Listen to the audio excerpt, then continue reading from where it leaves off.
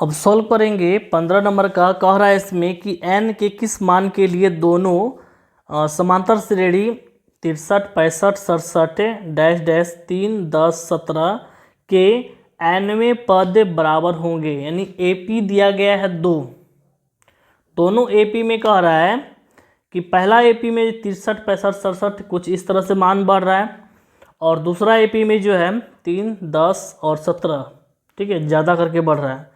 और कह रहा है इसमें कि इसका जो है nवें पद यानी कितने मान के बाद जो है दोनों का n जो है बराबर होगा, इक्वल होगा, ज्ञात करने के लिए कह रहा है। ठीक है, तो 2 AP दिया गया है, तो प्रथम AP में जो मान है उस मान में प्रथम पद और सार्वंतर निकाल करके उस पर फिर an का सूत्र में हम लोग बैठाएंगे। क्लियर है? तो चलिए सबसे पहले यहाँ लिखेंगे प्रथम AP। 2 AP दिया है तो लिखेंगे प्रथम AP। प्रथम AP, प्रथम AP में क्या सब है दिया है 63, 65, 63, 65, 67। ठीक है, तो इसमें लिखेंगे अब प्रथम पद A बराबर हो जाएगा 63, उसके बाद हो जाएगा सार्वंतर D बराबर A2 माइनस A1 करेंगे, 65 माइनस 63 2 बचेगा। क्लियर है?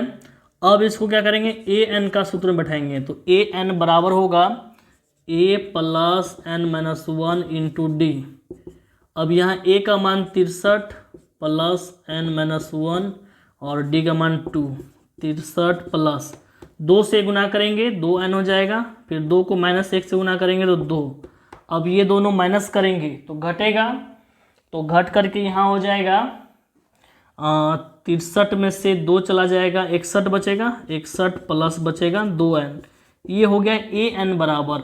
ठीक है, तो an बराबर निकल गया 61 प्लस 2n। ठीक है, अब इसको क्या करेंगे समीकरण 1 मान लेंगे, क्योंकि हमारे पास 2 AP दिया हुआ है। ठीक है, तो उसमें से एक AP में जो समीकरण तैयार हो गया है उसी तरह से फिर दूसरा AP जो है उसमें भी जो हम लोग ज्ञात करेंगे और फिर उसमें भी समीकरण निकालेंगे। तो दूसरा AP लिखेंगे, दूसरा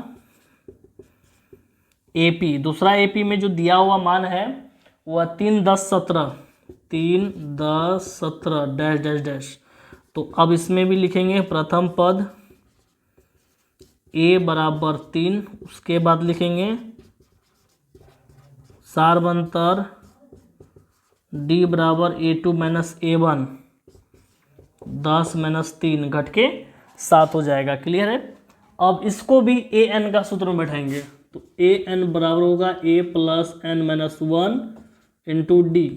अब A का मान है 3 प्लस n माइनस 1 और D का मान हो गया 7, तो 3 प्लस 7 से गुना करेंगे 7n माइनस 7 को 1 से गुना करेंगे तो 7 हो जाएगा। अब यहाँ पे प्लस 3 है और यहाँ पे जो है 7 है तो घटेगा। ठीक है, तो प्लस माइनस में घट करके यहाँ हो जाएगा,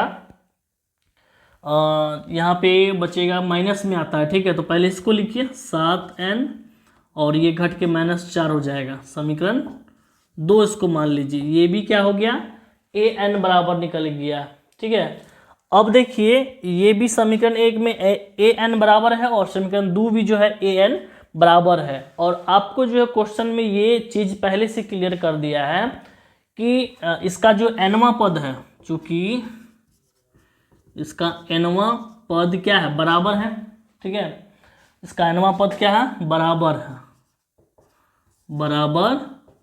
है। जब इसका इसका nवां पद जब बराबर है तो अब यहाँ लिखेंगे समीकरण 1 और 2 से, समीकरण 1 और 2 से, तो इसका भी यहाँ an बराबर निकला हुआ है ये, और यहाँ पर भी समीकरण 2 में an बराबर निकला हुआ है, तो दोनों को क्या कर देंगे इक्वल कर देंगे।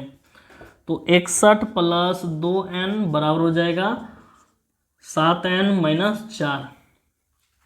अब यहाँ 61 माइनस 4 हो जाएगा प्लस में 4 बराबर लिखेंगे 7n, प्लस 2n जाएगा उस तरफ तो माइनस 2n हो जाएगा, दोनों जुट जाएगा तो 65 हो जाएगा बराबर, ये घटेगा 5n। n बराबर हो जाएगा 65/5, काटेंगे 13 निकलेगा, यानी n का जो मान हो जाएगा वो 13 हो जाएगा। 13×5 = 65, कट गया, क्लियर हो गया। n का मान 13 हो गया, तो अतः लिखेंगे दोनों AP का जो है, अतः दोनों